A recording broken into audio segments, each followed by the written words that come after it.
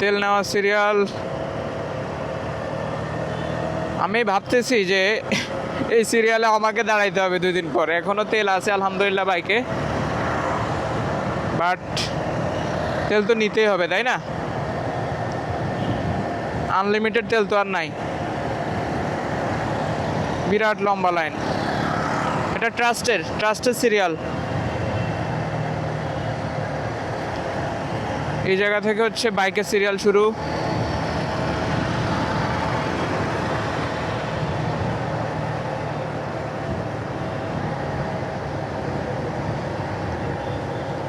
অনেক লম্বা লাইন, অনেক লম্বা লাইন।